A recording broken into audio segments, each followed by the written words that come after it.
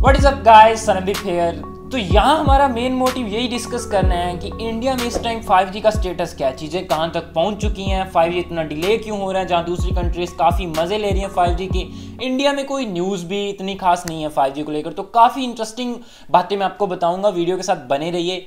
तो पहला रीज़न है एक्सक्लूडिंग चाइनीज़ प्लेयर्स। जैसे हमारी कंट्री के चाइना के साथ जो इश्यूज हैं हमें सबको पता है, तो हमारी सारी कंट्री बॉयकॉट चाइना कर रही है। तो ऐसी बिजनेस कंपनीज भी बॉयकॉट चाइनीज़ कंपनीज को कर रही थी। बिजनेस कंपनीज का कहने का मतलब है कि जियो, एयरटेल, आइडिया, वोडा तो ठीक है, बट जो दूसरी कंपनीज 5G इंफ्रास्ट्रक्चर को बिछाने के लिए, स्पेक्ट्रम को बिछाने के लिए हेल्प करेंगी या ये वो, तो वो सारी कह रही है कि चाइनीज़ कंपनीज को बाहर निकालो। बट क्या ऐसा पॉसिबल है?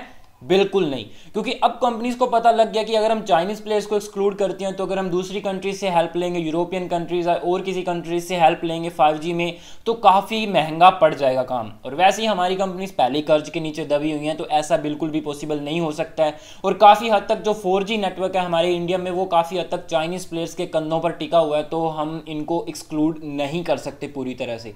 सेकेंड जो सबसे बड़ा रीज़न है, ऑक्शन ऑफ 5G स्पेक्ट्रम। जहाँ दूसरी companies, European countries, USA, UK, तो ये सारी क्या है 5G का मज़ा ले रही हैं जहाँ पर, तो हमारी कंट्री में अभी तक स्पेक्ट्रम भी अलॉट नहीं हुआ है कंपनीज को, ऑक्शन ही नहीं हुई है स्पेक्ट्रम की। अगर आपको ये ऑक्शन और अलॉट का नहीं पता, तो मैं आपको सिंपल लैंग्वेज में बताता हूँ कि मान लो अभी तक हमारी इंडियन गवर्नमेंट ने परमिशन ही नहीं दिया कंपनीज को कि आप 5G की टेस्टिंग कर लो या स्पेक्ट्रम बिछा लो। अगर आप सिंपल लैंग्वेज में समझना चाहते हो, तो ये पहला स्टेप ही नहीं दिया है गवर्नमेंट ने। वैसे ऑक्शन का काफ़ी डिफरेंट सिस्टम होता है स्पेक्ट्रम का, बट आप सिंपल लैंग्वेज में यही समझ सकते हो कि अभी तक फर्स्ट स्टेप भी नहीं लिया गया गवर्नमेंट की तरफ से। तो अगर आपको कोई भी न्यूज़ मिल रही है कि आने वाले 1-1.5 साल या 2 साल में इंडिया पूरी तरह से 5G से लैस हो जाएगा, then it is not possible, because Delhi बहुत दूर है अभी। और वीडियो अगर अच्छा लग रहा है तो चैनल को सब्सक्राइब जरूर कर लेना, क्योंकि ये आपके लिए काफ़ी ज़्यादा मज़ेदार होने वाला है। फिर अगर हम कंपनीज की स्टेटमेंट की बात करें कि जियो की स्टेटमेंट, एयरटेल की स्टेटमेंट, तो एयरटेल की आज से 1 साल पहले 2019 में स्टेटमेंट आई थी कि 5G is 2 years away. But जो करंट सिचुएशन है, इसको देखकर हम क्या कह सकते हैं कि अभी 5 साल भी कम है 5G के लिए। 2 years तो कहाँ, 5 साल भी कम है। फिर अगर हम जियो की बात करें, तो जियो की लेटेस्ट क्वालकॉम के साथ डील हुई थी 5G के लिए, बट वो न्यूज़ वहीं की वहीं दबी रहेगी। उसके बाद में कोई भी हमें फॉरवर्ड डायरेक्शन में कोई स्टेप देखने के लिए नहीं मिला जियो की तरफ से 5G में, और वहीं की वहीं सारी बातें दबी की दबी रहेगी। उसके बाद में कोई भी न्यूज़ बाहर नहीं आई। फिर अगर हम वोडाफोन आइडिया की बात करें, तो वोडाफोन आइडिया सिर्फ अपने कस्टमर्स टूटने से बचा लेना, इतना ही बहुत है। और अगर आपको वोडाफोन का नहीं पता, तो वोडाफोन इंडियन कंपनी नहीं है, सिर्फ आइडिया एक इंडियन कंपनी है। अगर आपको नहीं पता, तो वोडाफोन एक इंडियन कंपनी नहीं है, वो यूके की कंपनी, और इसका 20 कंट्रीज़ में नेटवर्क फैला हुआ है, मतलब 20 कंट्रीज़ में ये अपना नेटवर्क प्रोवाइड करती है।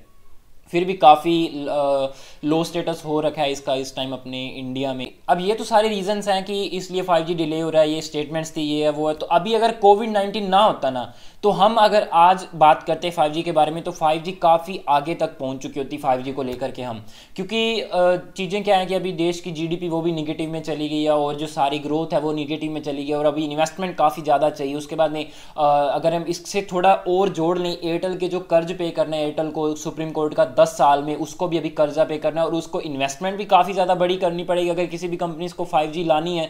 तो अभी एयरटेल तो वहाँ थोड़ा बहुत अब उसका ध्यान रहेगा, क्योंकि कर्जा चुकाना, उसके बाद में ARPU में थोड़ा बहुत हलचल करके वो ऊपर नीचे करेगा। मैं पहले ये सोच रहा था कि अगर 5G आएगी तो एयरटेल ही सबसे पहले लाएगा, बट मैं अभी जो मैंने स्टडी किया है, तो इन्वेस्टमेंट भी अगर मैंने यहाँ पे एक रिपोर्ट के मुताबिक पढ़ा था कि 10,000 करोड़ अकेले मुंबई में स्पेक्ट्रम बिछाने के लिए चाहिए, अगर हमें 5G स्पेक्ट्रम मुंबई में अगर बिछाना है।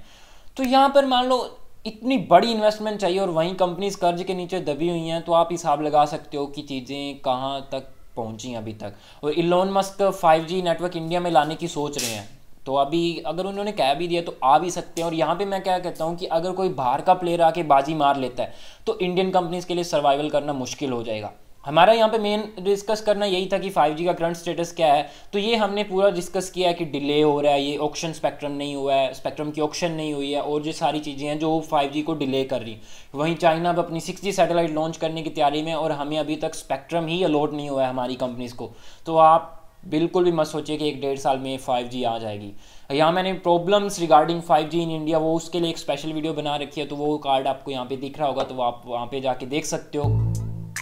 तो ये हैं सारे रीज़न्स जो अभी तक मैंने पढ़े हैं, जहाँ तक जो मैंने न्यूज़ देखी है, तो ये सारे रीज़न्स हैं कि इंडिया में 5G कब आएगी या नहीं आएगी, कब आएगी। तो ये मेरे ख्याल से अभी 5-6 साल काफ़ी है 5G के लिए अगर आएगी तो इंडिया। तो उम्मीद है कि वीडियो आपको पसंद आया। वीडियो पसंद आया चैनल को सब्सक्राइब और वीडियो को लाइक और शेयर जरूर कर देना। मैं आपके लिए ऐसी इंटरेस्टिंग वीडियोस लाता रहूँगा। कमेंट करके आप जरूर बताना आपने 5G के बारे में क्या लेटेस्ट न्यूज़ सुनी है, वो मेरे को कमेंट में जरूर बताना और वीडियो के बारे में अपनी राय जरूर देना और सब्सक्राइब जरूर कर लेना यार, क्योंकि सब्सक्राइबर हमें वहाँ तक पूरे जरूर करने हैं। And see you in next video.